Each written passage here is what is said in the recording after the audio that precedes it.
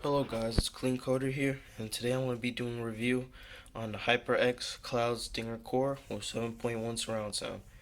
So, first thing, when you open up the box, you're going to be getting this plastic, which is going to be holding the headphones and the adapter. Now, the adapter you use mainly for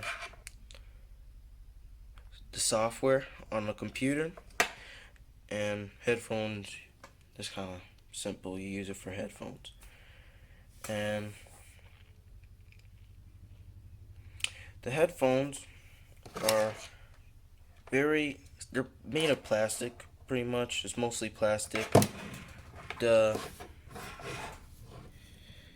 microphone, you can bend it in any way, really, which is very efficient. And next up, I'll be showing you how to use the software.